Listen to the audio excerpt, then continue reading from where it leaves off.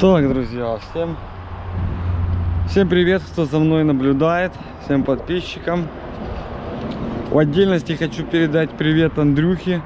Это карщик с Черневского пивзавода. С ним как-то разнакомились во время погрузки. Вот. Чувак вот такой прикольный, да, тут всякие нюансы рассказал про то, как они относятся.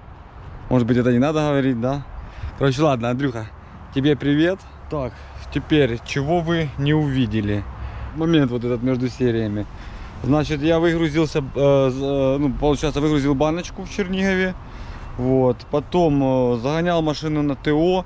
Там я видел, мне в комментариях писали, что нужно снимать, как меняешь фильтра, там масло. Вот, но что это такое? Но дело в том, что я покупаю где масло, вот, то там замена бесплатно. Вот, поэтому как бы я фильтра и масло меняю на СТО. Но это только потому, что они его меняют. То есть, если ты покупаешь, меняют бесплатно. Так, что еще хочу сказать.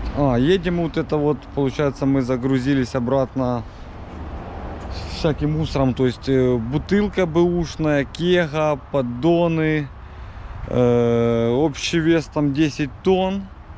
Это мы загрузились на заводе Черневском, на завод Харьковский. Но у нас вернулась обратно жара. И получается, мы не можем проехать температурный режим. Мы прошли полностью весь путь. Остановили у нас в Чутово, по-моему, да.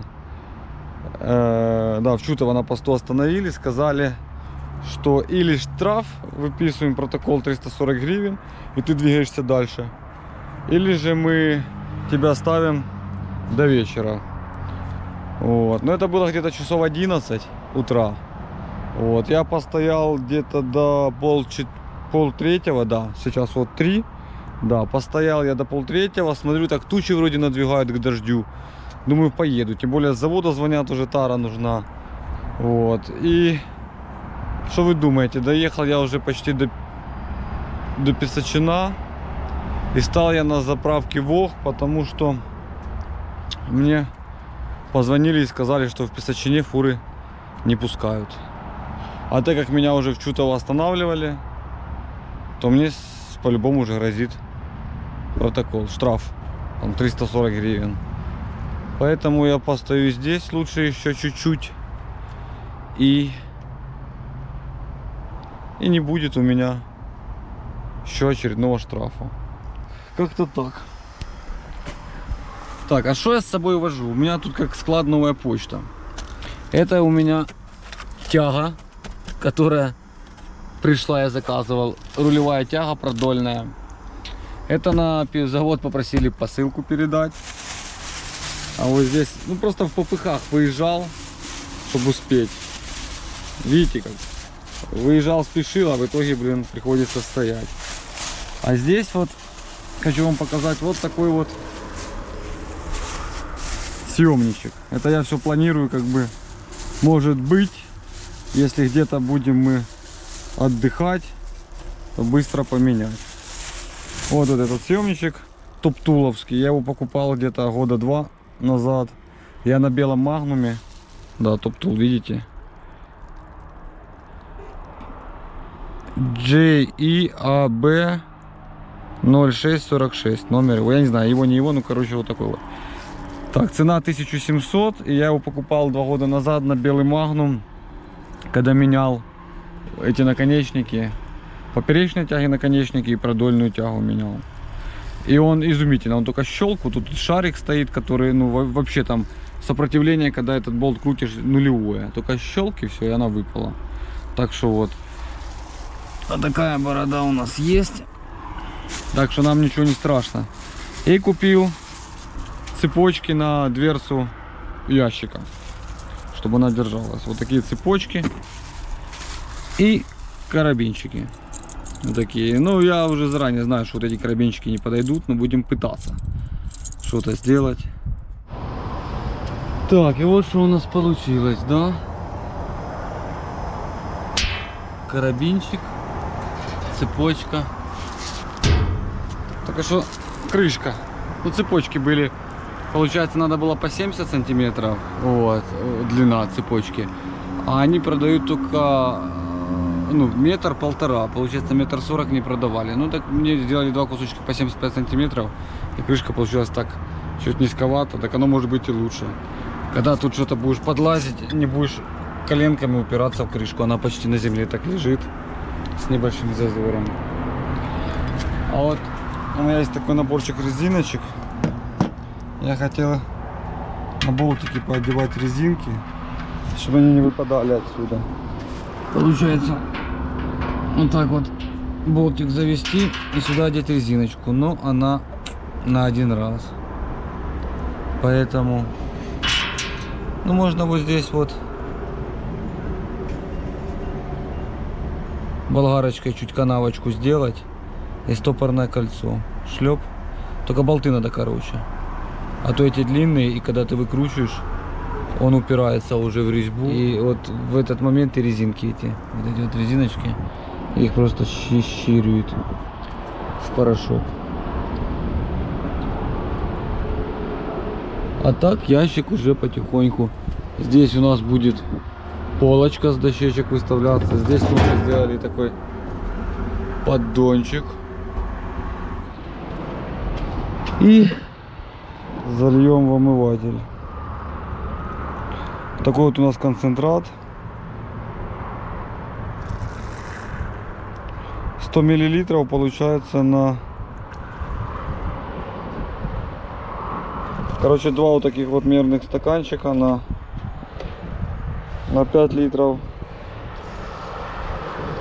Тут, по-моему, 5 или 10, я уже не знаю. Только что-то оно пенится. Я вот эту штуку брал другую, фирмой другой. Shell, по-моему. Так она была такая получше. А эту прям вообще невозможно. Она ее и назад затягивает.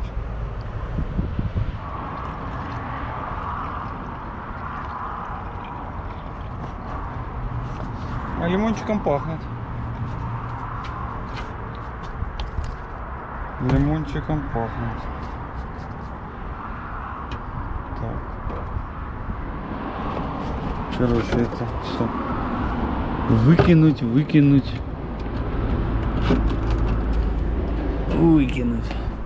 Так, друзья, у нас времени 7:30. 29 градусов. Я думаю, что пока я доеду, нам тут километров 15, оно сейчас ветром продуется, машина будет 28, а 28 это означает можно ехать. Потому что, ну, действительно, и пивзавод ждет, и надо работать. А то скоро спать надо будет, а мы еще не поработали. Так что наблюдайте. А мы выезжаем. До пивзавода у нас остается где-то объездная 40 километров, там плюс. Короче, километров 65-70. Так что в путь. Все не могу нарадоваться Харьковской объездной. Ты вспомнишь, что тут было и как сейчас тут котишься. Ну, только он уже видно, там ямы, стык, машины тормозят. Горный тормоз не помогает.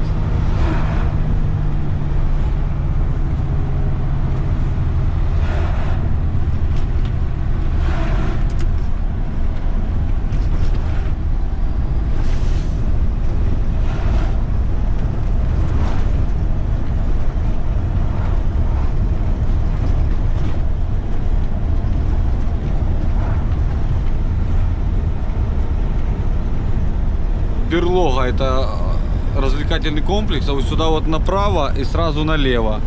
Вот там вот. Там получается мойка, стоянка и разборка, по-моему, магнумов. Точно не знаю, но мойка там стопудово есть грузовая. Находится на объездной, вот буквально километров 10 от этого, от Лоска, если в сторону Чугуева, если идти. Короче, как-то так, вы поняли. Ладно, продолжаем ехать.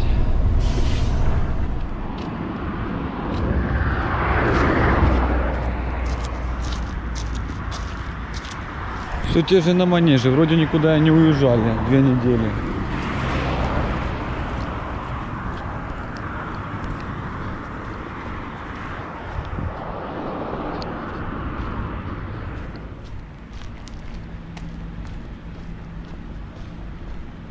Вон, по-моему, синий DAF, с которым мы вместе со Славянской ездили на чайке, плитку выгружали. А может быть и не он. Оп, и новый день. Всем привет. Значит, находимся мы в Харькове на стоянке. Стоянка называется Мишель Тир-паркинг. Получается перед Лоском. Съезд в сторону Сум. Перед мостом через железную дорогу уходим направо. Там еще заправка, по-моему, БРСМ. Так, что у нас? У нас тут все ящики открыты. Вот, занимаемся мы заменой тяги продольной. Вот эту вот мы сняли. У нас была. А это то, что мы купили. И смотрите. Вот здесь. Вот этот вот пятачок. Заглушка. Он как-то. Видите? Вроде вылазить начал. Может быть, из-за этого она и начала. Да не может быть, а начала из-за этого она и болтаться. Вот видите, как-то оно. Вот здесь он заподлицо, а здесь вот выпирает. Так, а что я решил его менять? Потому что мы загрузились первый раз в жизни.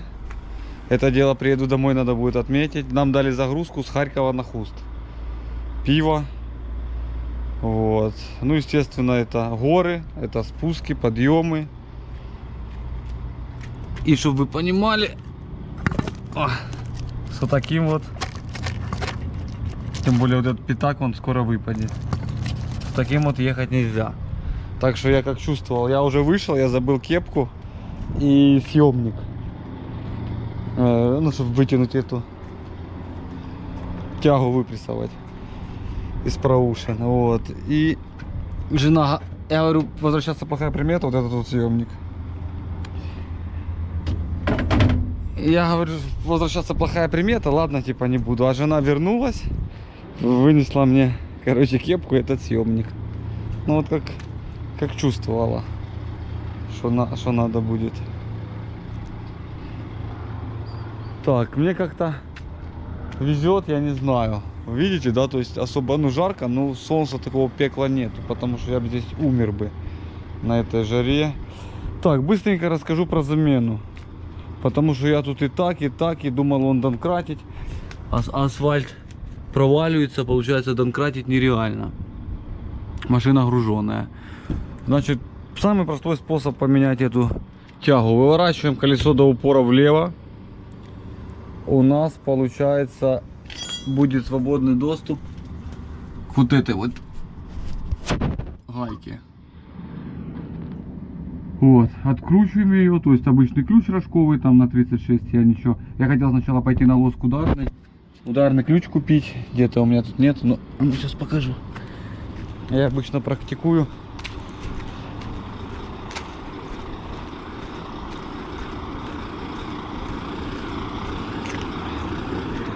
Практикую вот такие вот ключи.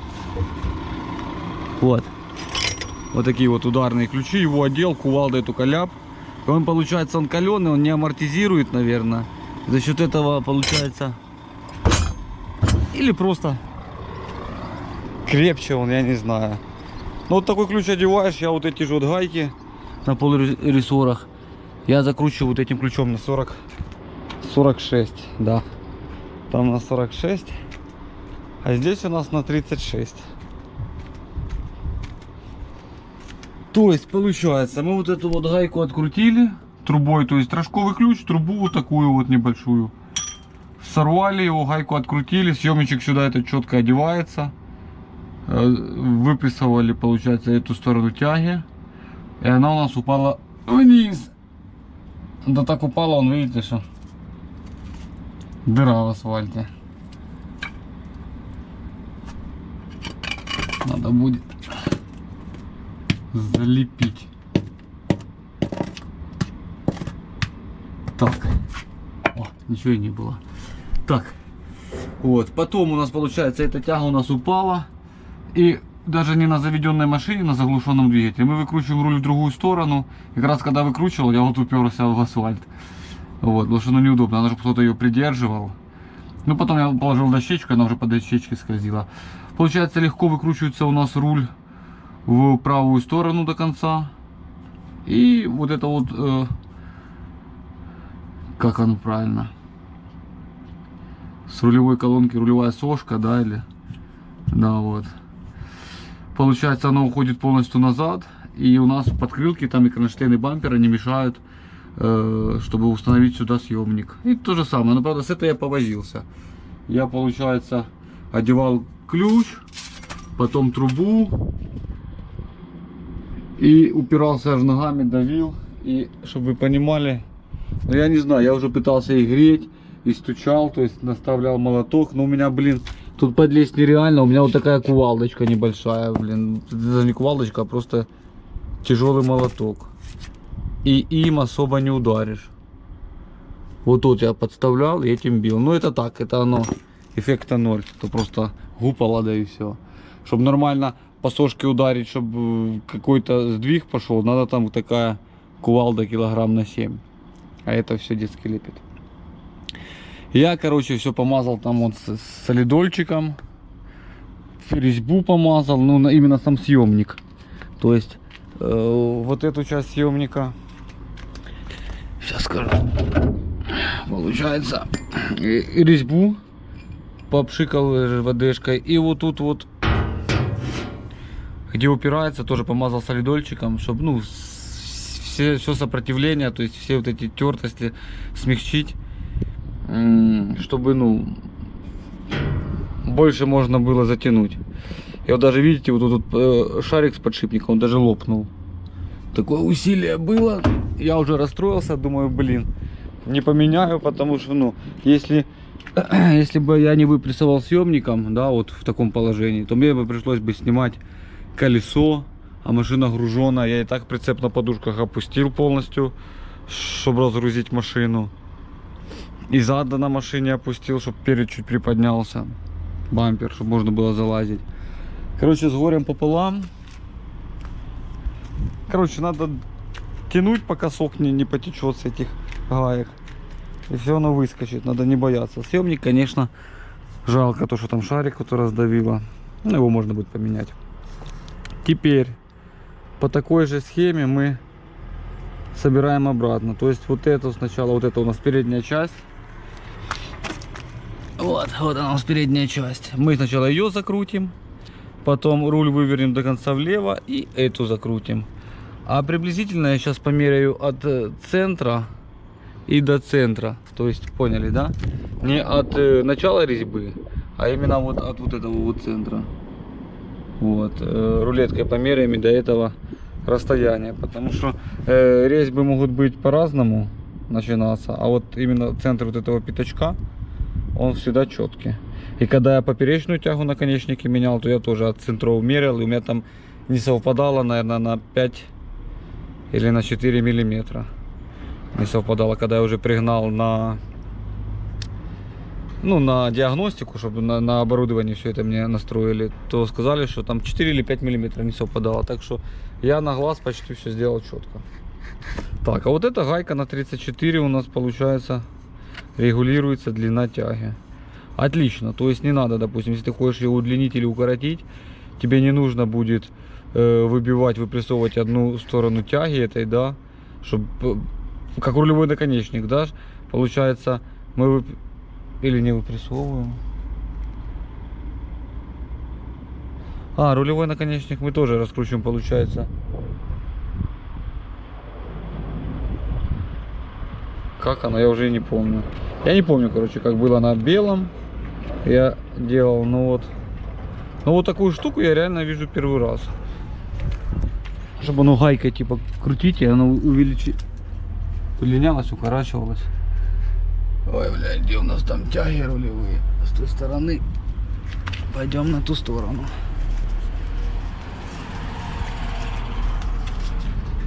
Ради интереса. Ага. Поняли? Тут она.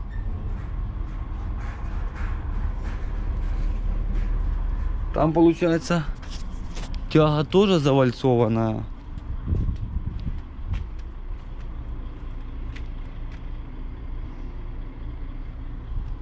А у меня на белом, получается, на тяге, на поперечной, можно было менять наконечники отдельно. А здесь она, получается, точно такая же будет.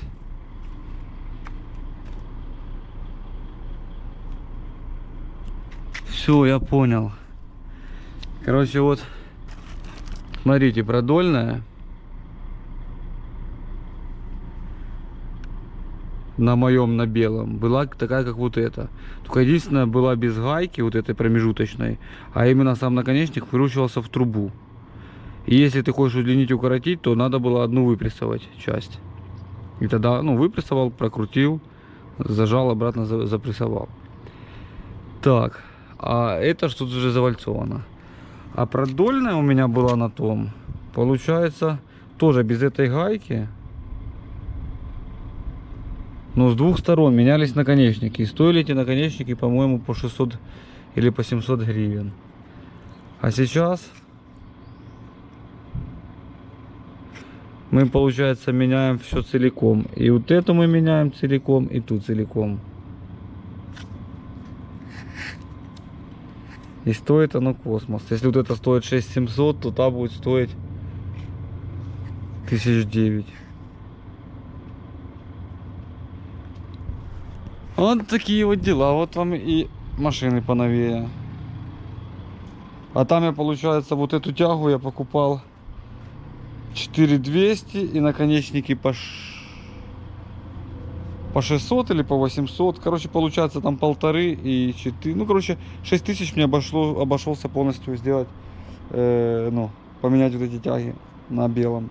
6000. Это было 2 года назад. А здесь получится 15. В планах у нас еще там с прицепом позаниматься, подтянуть подшипники, подтянуть трещотки, ну, проверить подшипники ступиц, подтянуть тормоза, подвести трещотки и пошприцевать. Если у меня будет паста, то, наверное, еще и, ну, это паста, говорю. Если смазка будет в тюбиках, то я, наверное, тогда еще и пошприцую. Ну, это так. Заниматься что надо чем-то, потому что тепловой режим, выезжать буду часов 8. Так что машину пока подготовлю. Так, что это? Пошел. Пошел. Что делать с дверцей? Оставлять вот так вот? Что вы скажете? Или пусть 90 градусов, чтобы было горизонтально. Ну, поняли, то есть, да? Укоротить цепочки. Пам.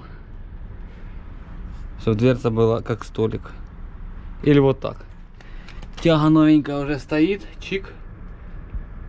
Все прикручено. Правда, блин, все-таки проеду. Приеду домой. И куплю этот ударный ключ на 46 и дотяну нормально. Достучу, дотяну. Так, колеса. Здесь подъемная ось, я ее краном поднял. Проверил, чуть-чуть люфтик есть. Но я думаю, не страшно. Как бы тепловой должен быть. Сзади. Задняя правая вообще идеал, без люфта. Левая чуть-чуть тоже так. Но оно такой люфтик. А мы его и не слышно даже. Здесь тоже, грубо говоря, в идеал. Так, и тоже ставлю домкрат. Ой, блин, вот это по жаре, так под прицепом кайф лежать. На улице солнце печет. Я имею в виду на открытой площадке. А под прицепом тень. И асфальт холодненький. Короче, ставлю, видите, домкрат ставлю посередине. Одно колесо поднимает, второе нет. Ну, все-таки сильно прицеп груженный. 22 тонны у меня тут. Короче, осталось вот то одно колесо проверить. Такие.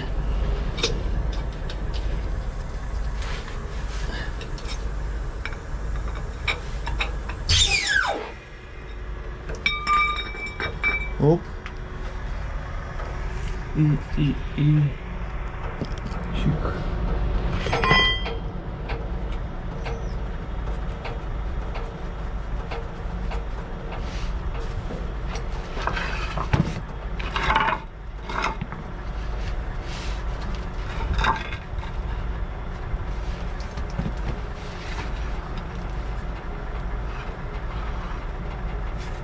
хомут. Что за хомут?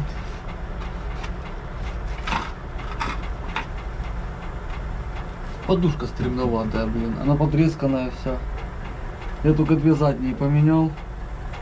И переднюю левую купил. Ну как? Передняя левая шипит. Блин, и сильно шипит.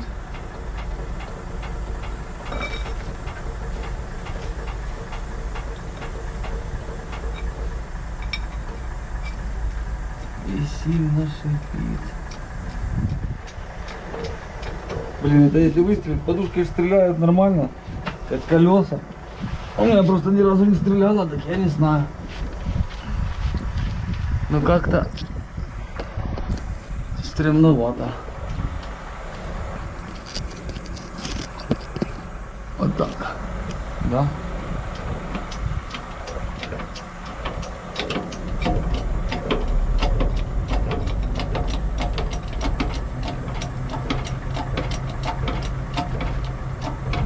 Короче, вот это проверяю подшипники и подвожу колодки. Шприцевать, наверное, а может и буду. Только на опущенных подушках. Стравлю воздух весь, потому что я не хочу.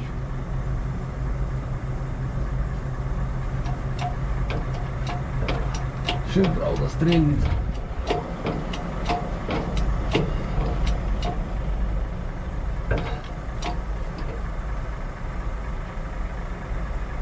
Все ходят, думают, что он сам с собой разговаривает. А я лежу и разговариваю. Еще чуть-чуть. Еще трошки, еще трошки. Еще чуть-чуть.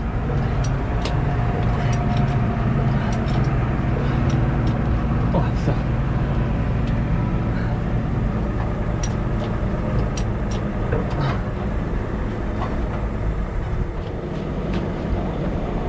Погнали. Погнали.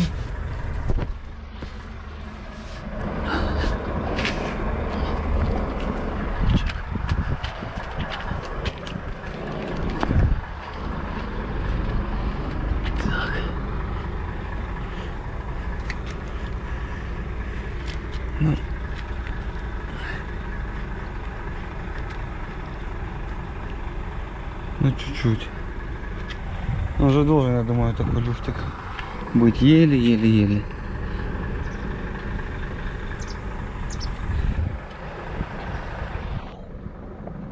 Или нет? Да нет, тепловой должен быть по-любому. Так, ладно, пускай домкрат. Не знаю, что старость это делать.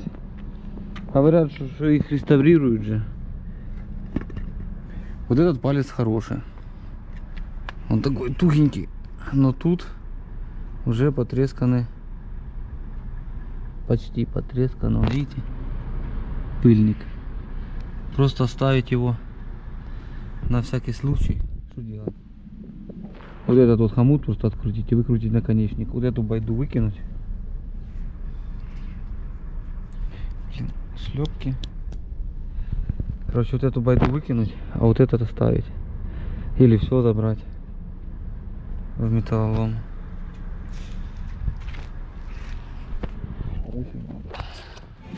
Так.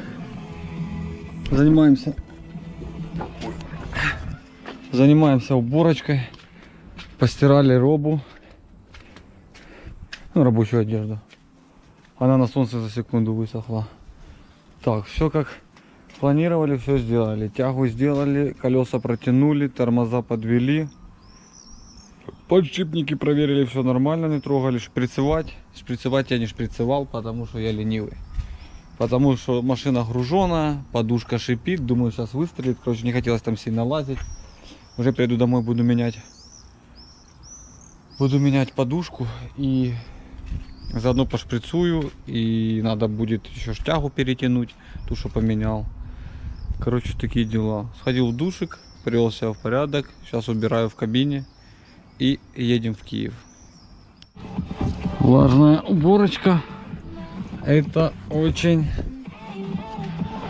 хорошо. Потому что влажными салфетками хоть и трешь, но все это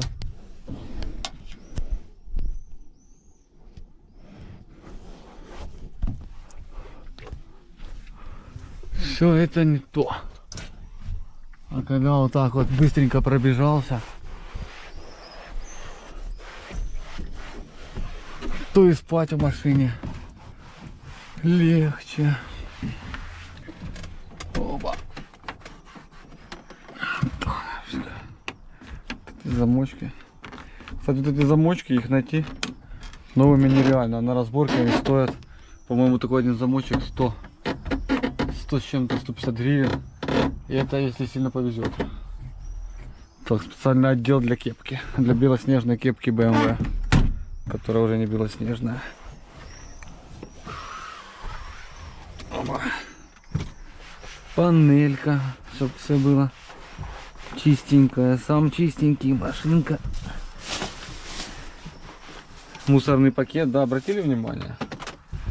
Он всегда тут присутствует, независимо от того, где мы находимся, в центре города или на заброшенной окраине какого-нибудь рабочего района. Ни одной мусорины в окно я не выбросил. Ну, разве что в детстве, когда был еще не воспитан полностью родителями. Пару раз получил от мамы и все. Я помню, даже такая история была, что все мои друзья, ну, по школе еще, да, они возле моего дома, ну, то есть, когда я находил, ну, приходили ко мне в гости, мы гуляли там возле двора или во дворе, то они все бумажки собирали с собой в карманы, а потом уже по дороге выбрасывали. Потому что получал я, а если они выбрасывали, потом получали они, только я не помню от кого, или от меня, или от мамы. Ну, короче, мама у меня плотно этим занималась, чистотой. Так, ладно, будем убирать лапти. Кстати, у меня вот такие вот лапти, только в 10 раз больше, дома висят. И я их не помню, я снимал квартиру, и на какой-то из съемных квартир были эти лапти на зеркале висели. Они мне так понравились, я их забрал с собой. И они вот это со мной уже, наверное, лет 12 путешествуют в разных машинах. Все возят иконки, а я вожу лапти. А чуть попозже там будут висеть Варюхины кроссовочки. Это вообще будет классно. Чтобы не забывал, что есть детенок. И надо иногда заезжать домой. Так, ладно, занимаемся дальше уборкой. Мне очень сильно вот это вот нравится, огонечки. Это в Полтаве сделали, он светофоры, во-первых, да, что и стойка светится, да. Видите, как красиво. То есть зеленый, стойка зеленая и свет светофора зеленый.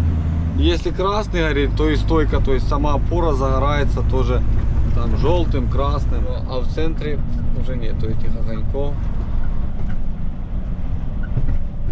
Зато есть обмен валют и Макдональдс. Так, что сказать по рулежке?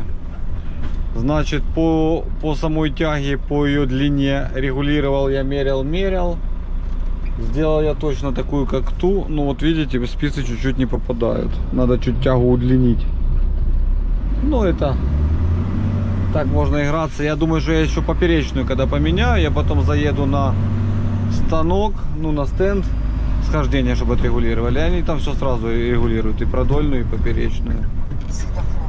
Короче, как-то так.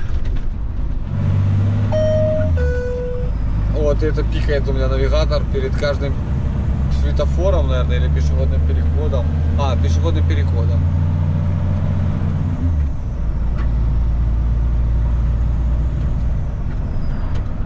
Так, он, видите, ну я не знаю, наверное, камера не передаст, но вот сейчас пешеходный переход, и он, видите, он светится. Обалденно. Хоп, и новый день. Мы на заправочке. Короче, вчера в ночь я выехал, думал, проеду Киев, но в итоге заехал на первую Воговскую заправку и понял, что на карте нету денег. Вот, то есть фирма не зачислила. Вот. И пришлось ждать следующего дня, то есть понедельника, вот в 10 утра только появились деньги. Сейчас 10:10. Я нахожусь в Пирятине. Вот дальше просто не смог ехать, у меня там оставалось литров 70. Ну блин, воговских заправок по сути там дальше я не знаю, есть они или нету. Оковская перед Киевом точно знаю, есть перед кольцом Харьковским. Поэтому как-то так. А у меня уже загрузочка была якобы на сегодня западная. Короче, я понял одно, что никогда не надо ничего планировать, потому что так оно получается. Заехал я вот там вот возле той скамейки, вот там вот я переночевал. Зато выспался, потому что я как-то так поехал неудачно. Сон тянуло. Ну, потому что днем не отдыхал, а занимался ремонтом. Вот, да и жара это вымотала, конечно. Ну сейчас хорошо, пошел дождь. Если бы такая погода была до самого Хуста, то было бы отлично. Так, вот этот полик все время смещается на перекос вот так. Говорят, надо резинки подложить. Болтами он-то, там такие клипсы типа, он прижимается болтами, но все равно уезжает. Надо резиночки подложить, и тогда будет все огонь. Но это так говорят, не пробовал.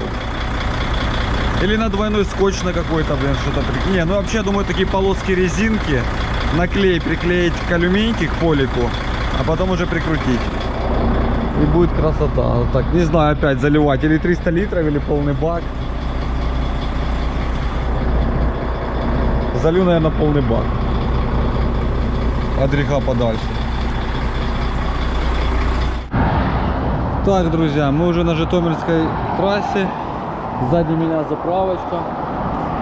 Авиа. Я на этой заправочке, там мини-маркет.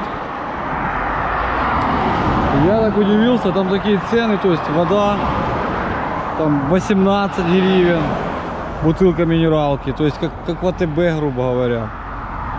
И там еще есть вареники, я вот прочитал, вареники, они, ну, варят, да, или там уже полуфабрикат, я не знаю. Короче, 50 гривен порция вареников с вишней.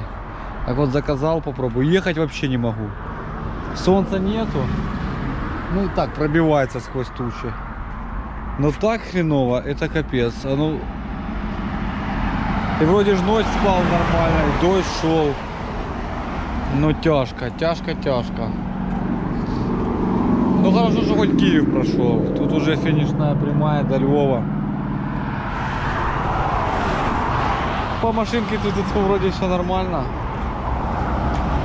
Вот они, эти заправки. Тут и СТО на ней. Это за Копыловым сразу, я не знаю, километров, может 80 от Киева, 70. Короче так, ну а пока буду ждать вареники, взял перекусить хот-дог. Магнум, как у меня был. Вот такая порция вареничков, сметанка, компотик. Короче, я уже что-то соскучился за такой домашней едой. Все, приятного аппетита всем, кто обедает, да, ну и мне тоже. Смотрим видосик на ютубе. Короче, ладно, обедаю, наверное, полежу часик и еду. Всем доброе утро. Мы находимся на стоянке в Стрию, на вот это 612 километр. Значит, вчера мы не доехали, решили остановиться переночевать. Сейчас у нас без 15:08. И мы мчим дальше. Я думаю, мы к обеду будем.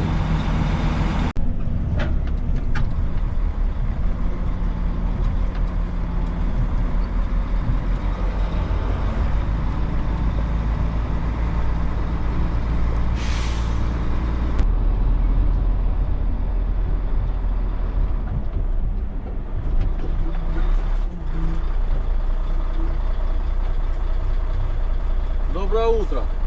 Так что не получится так, чтобы я не возвращался сюда. Нас все-таки зарегистрировали на погрузку. Вот. Но нам теперь надо пулей, просто пулей. Дядька молодец. Просто нам с того направления опять надо было бы возвращаться. А это не очень хорошо. Мы как всегда опаздывали. А оно 15 километров туда, 15 туда.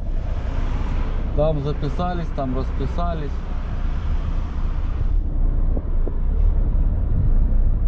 Там записались. А так мы уже... Простите, простите.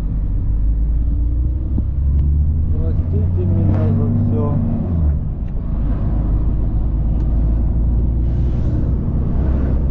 Все, едем. У нас 219 километров. Жопа в мыле, летим.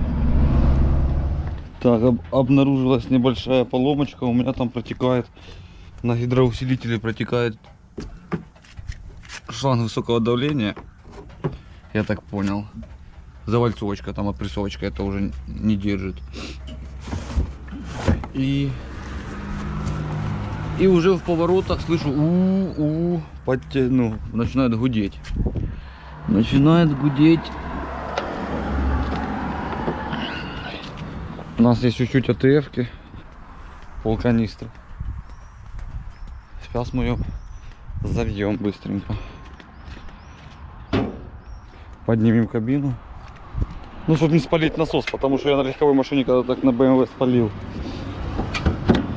Тоже ехал в Карпаты. Ехал в Карпаты, и вот как раз на этих поворотах, там же получается серпантины. И с повернутым рулем едешь, и вот в этих поворотах вон подгорели, подклинили лепесточки. Так, ладно, поднимаю кабину, все быстро, потому что спешу. Все сухенький, обалденно. Вон бачок этот расширительный, я залил пол канистры, оно все четко хватило, теперь там уровень.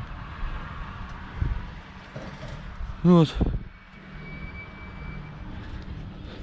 Под клапанной крышки вот тут только потеет. А так по мотору все бенч. Все шланжики, все новенькие, все. Патрубок вот этот вот покрасил. Видите, он чистенький, не ржавый. Хомутики новые, тот патрубок новый. Потихоньку машина становится хозяйской, да? Похожая на машину.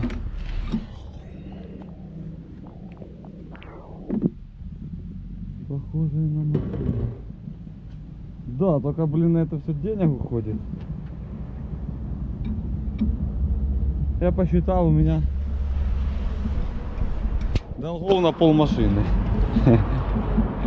Ну, с учетом резины, резину я в долг брал. Короче, теперь только надо работать, и чтобы машинка меня не подводила, потому что, ну, надо долги отрабатывать и уже зарабатывать на зиму, на новогодние праздники.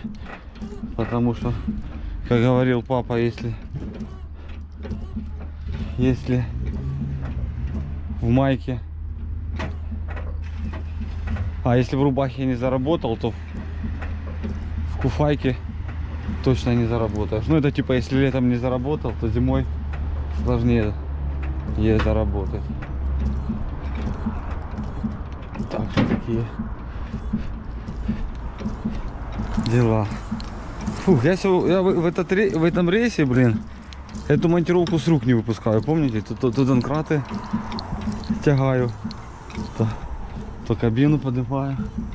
Фу, ну лучше так, чем колеса снимать, да. Редуктора, как мой папа рассказывал. Все, блин, вспоминаю, что папа рассказывал. Короче, на МАЗе, головатый МАЗ, 500, наверное, дали какой-то там. Накрылся редуктор в рейсе. С лесом он был ржаный, там зимой, получается, по снегу нагрузка. Так он выкидывал редуктор, перебирал его в рейсе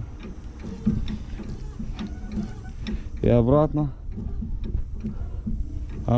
вкидывал его в мост, брал доску, камеру, разбортировал колесо, ложил камеру, на камеру ложил редуктор, накачивал ее, и камерой, получается, редуктор поднимался.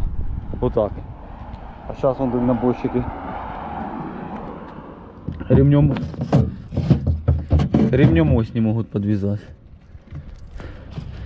Так что такие дела. Все, выкидаем мусор, моем ноги, то в пылючку и едем. Еду и думаю, вот это хорошо, что у меня такой есть ящичек на прицепе, вот этот пластмассовый. Там у меня, я его называю склад ГСМ. Там у меня все жидкости. Масло вида 3, преобразователь ржавчины, растворитель и все. Там и газовые баллончики, короче. Короче, там картонный ящик, и в нем всяких вот этих тюбиков, бутылочек с жидкостями. Вот. Потому что, ну ладно, там вот как я сейчас стоял на заправке, что пошел купил.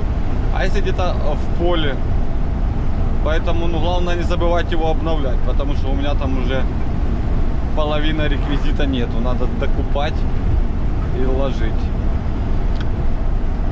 в ящичек. Ладно, мчим, блин, сейчас такая красота будет. Вон уже виднеются эти горы. Это мы аж через горы переедем в Закарпатье. Это я для жены рассказываю.